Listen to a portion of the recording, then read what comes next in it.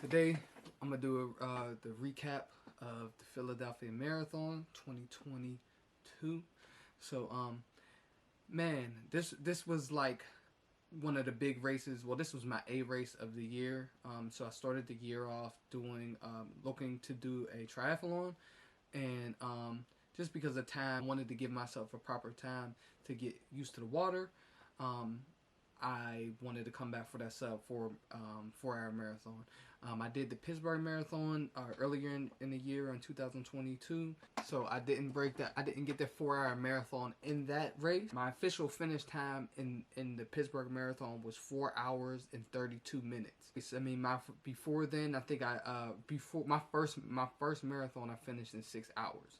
I cut off a lot of time, and so I didn't reach my goal in the beginning of the year, and I wasn't able to give the proper time to a triathlon. So what I did was I switched around and made my A race the Philadelphia Marathon. So this is a recap of how that went in Pittsburgh. So it was about a four hour drive, and the drive wasn't too bad. That's one thing that me and my wife love to do is just get in our cars and travel and stuff like that. So the scenery was really nice, and it gives us a chance to talk. And we're both busy. We're both business owners, and we're both working towards our fitness goals. And that little bit of time in the car gives us a chance to talk about our goals and the things that we have going for in the future. You know, check in our maintenance on our marriage, and talk about our kid, and talk about everything that we have going on. You know, our projection for our business. So it gave us a time to actually sit down and be present with each other. So like I said, it was a 4 hour ride, and it was really good. For me, I like doing the driving. Of course we made a agreement that she would have to drive back, because after the marathon my legs were shot. We had to come back literally that day because I had work the next day. So um, we did the marathon, and I just told her straight up. Well, we stayed the night before, so we did stay one night, but we had to come right back after the marathon. So I just told her, like, hey, you're gonna have to drive back because my legs are gonna be done. So that's what we did. So we got up to Philadelphia, and of course, you know, we had to go check in. So I had to go to bib check in, which was it was pretty much like every other race check in. Now it was a little I would say it was a little dry compared to some of the some of the other ones that I've been to. I know for the Pittsburgh Marathon we have a big expo, and it's like really big, and a lot of people come out, and they have their vendors. You can get some gear, you can get whatever you need from there. All of the running stuff. Check out the newest running shoes, and it's a whole thing. They have a wall where you could write your name on and everything like that. So in Philly, it was an expo, but it wasn't really like it. There was parts that was just like they were just trying to get you through, which I understand. I mean, a lot of people are. I mean, that now, granted, compared to Pittsburgh, that is a really big city, and there was a lot. There was, for me, it was overwhelming, to be honest with you, but I can just tell that maybe there was a lot of people with other stuff to do. But for the most part, it was cool. Some of their gear I really enjoy. And speaking of gear, some of their gear I really enjoyed. So I'm actually wearing my shirt now. So definitely enjoyed looking at their stuff. This is actually a race shirt, so you get this with your when you complete the race. And one thing that I really like, that I actually seen when we were looking at the race stuff, is this hat. It was pretty cool. Pretty cool hat. Nice to add to your collection if you like hats or if you like running gear. So looking through some of those things, of course, and so after that, it was time to check into the hotel and get some rest. So one of the biggest things that I wanted to do is make sure that I got the proper nutrition, and and one thing that I love is carbs. Of course, everybody loves carbs, right? So I wanted to make sure that I get the proper nutrition. So of course, I wanted some pasta. There wasn't a lot of places that I can get that I can get food from and still feel like I was going to meet my own requirements of being in bed by 7 or 8 o'clock. So we found a pretty cool restaurant. It was a restaurant called Poppy's. It was an Italian restaurant, and it was really cool for us to just find it. It was really cool to go into. So we got a chance to get some really good Italian food, and so it's right there. This is what I ate before the night before the race, and it also, like I said, it gave me and the wife a chance to sit down and talk and have a candlelit dinner over some live music, because they did have a guy that was playing live music. So it gave us a chance to sit down and then kind of have a date night, if you will. So after we got done with eating, we went back to the hotel, of course, so we can rest and get stretch and everything like that. I didn't bring anything with me, so we went to a local Target that was close to us, so I can get my race day Pop-Tart and of course my race day meal, which is usually I'm just doing 2 pieces of whole grain bread with peanut butter on it and a banana. That's usually what I eat, and then right before the race I eat a Pop-Tart, which is like, for some reason, the waffle flavor Pop-Tarts have been speaking to me lately. So before a race, I usually do those things, and that helps me out. So, of course, race day, we get up. We were really close. We were out by the airport, but we were close to the actual race. So we got up at about 4:30. The race started at, I want to say the race started at 7. So we got up at 4:30 and pretty much just started getting ready and making our way down. I had to make sure that I had everything that I needed. Of course, I hopped on the phone with my coach just to kind of go over the race day, go over my nutrition for that day, go over my nutrition during the race, and just to overall just check my headspace and see where I was at. So we did that, and the one thing I did not expect. So I will say that I came a little unprepared. I did not have any. I did not have any like warm gear. I did have my gloves, but of course, once you're starting to run, everything gets hot, so you throw it off. So I had my hoodie. I didn't expect to wear a hoodie. Now, granted, it was one of my Nike hoodies, and I've used it before to run in.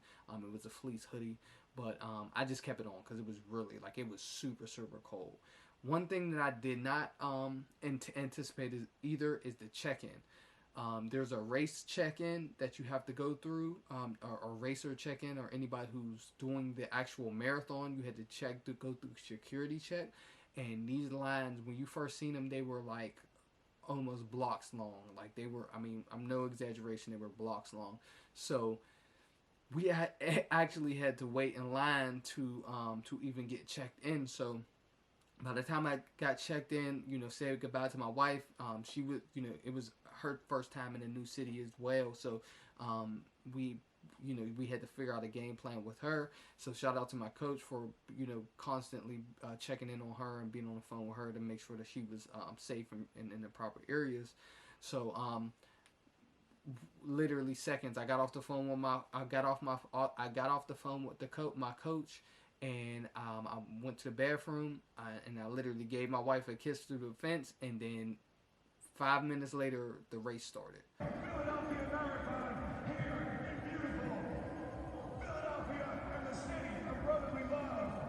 So I ran over, started the race, and then we were off. As the race was going, I realized, man, it was really cold, and I didn't really have for someone who's done a marathon before, I don't think I felt like I was properly prepared for this marathon. But I just knew that I put the time and the effort and the training in, so there was no question that if I was going to finish. I knew I was going to finish. I just didn't show up to that race with the real understanding that it was going to be cold. So I had shorts, my compression socks on, my running shoes, a hoodie, and I had a backpack on with the water jug in it to help me out with nutrition. And I did have my nutrition, which this is what I used for nutrition for that race. So the race started. As always, you start to see people falling off.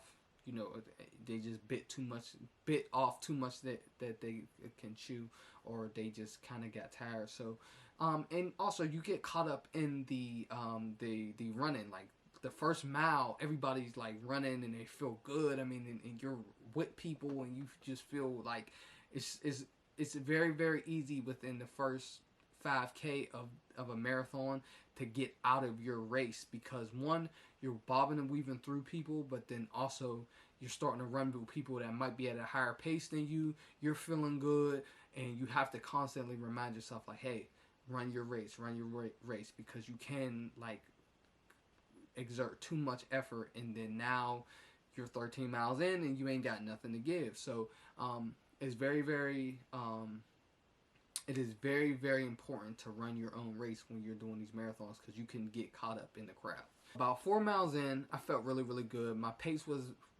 at that moment was about a 9:21, and I was doing really well.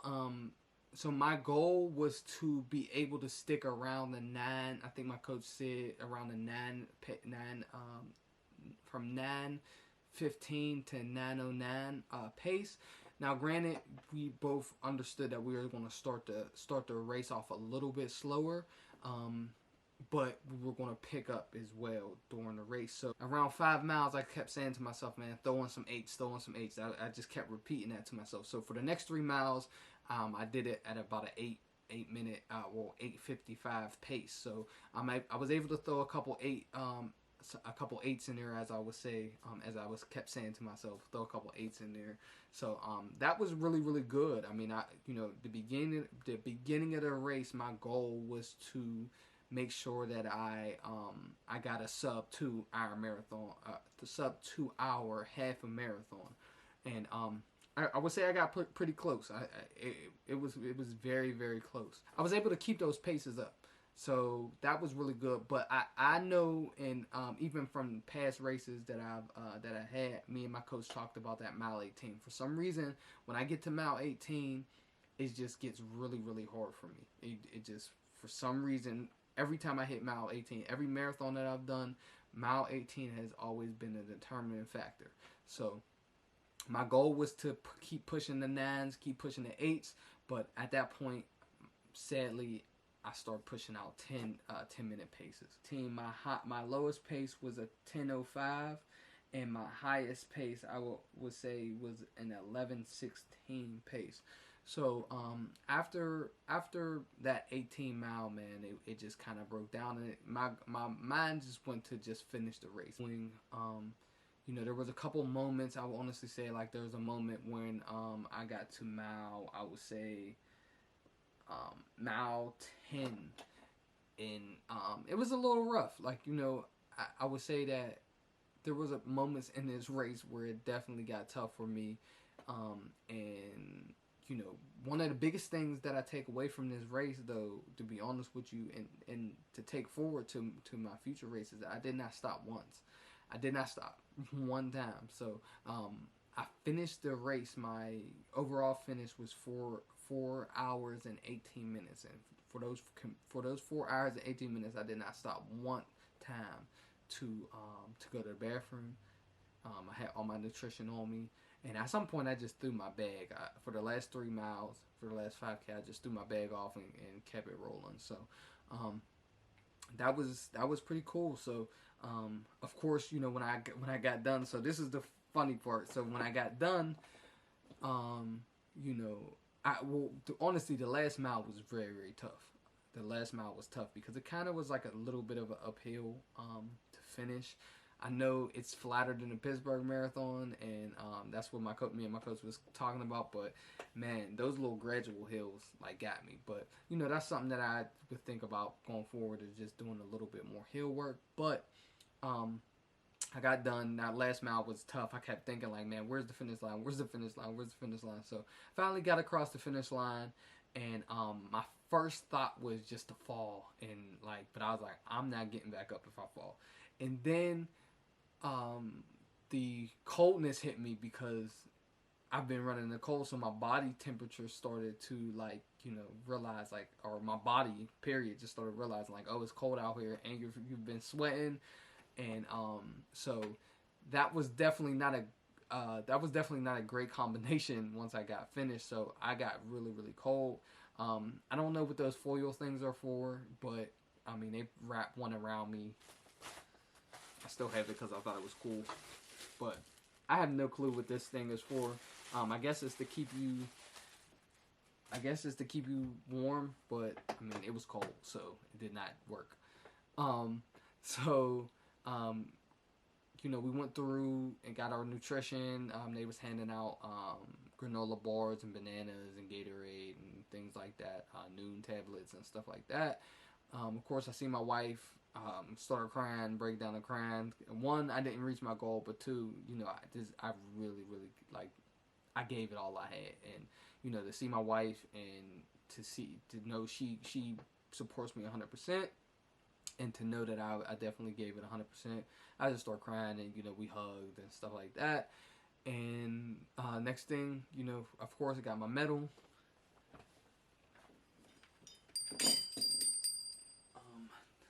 This is the medal that you got from running this race. It actually has a bell on it, the Liberty Bell, which is pretty cool. So, put that on there. So, definitely pretty cool. And yeah, after that, she surprised me because I didn't want to buy the hat until I finished. So my wife actually surprised me with the hat. So that was pretty cool. So I got my race hat. Holla. But so I got my race hat, I got my medal, I got my shirt, and I got a PR, which is pretty cool because I finished, like I said, I finished at a pace that was better than my marathon in the beginning of the year. So even though I didn't break that sub 4 hours, I still got a good race, and it gave me a good foundation to work on for this year's this 2023 race season. Other than that, race was cool. Race was done. It was a challenging race because it was cold all the way through. But I had a really really good time. I didn't even use music, my headphones until mile 18, which is outrageous because I was just running and just honestly just being in the moment. It was really cool to run through the streets, get encouraged by a lot of people that I didn't know, and a lot of runners. So that was really really cool. We went to a pizza spot afterwards and got this pizza. It was really really good, and then we headed home, and my wife caught me on camera sleeping. She was driving and I was sleeping. So that was pretty much the wrap up, the marathon recap that I have for the Philadelphia Marathon. Will I do it again? Maybe. It was very cold, and I didn't realize how cold it was until I was actually done. Never say never. You never know. I might go back and try it again. So just not this year. Not in the 2023 season. I got a lot of races lined up for the 2023 season. But maybe sometime in the future I'll go back and brave the coldness of that. But I mean, Pittsburgh wasn't even any different. There was like a rainstorm in the beginning. So I think I'm just used to doing these. I'm just used to doing these marathons in like inclement and crazy weather. So it is what it is. They got done, but yeah, this is my recap. Stay tuned for more recaps as my 2023 race season keeps going, and let me know in the comments what you think about this. If you ever ran the Philadelphia Marathon, let me know how that went for you. If you ran with me and I didn't know you, but if you ran in the marathon, drop your pace down below in the comments and what time you finished.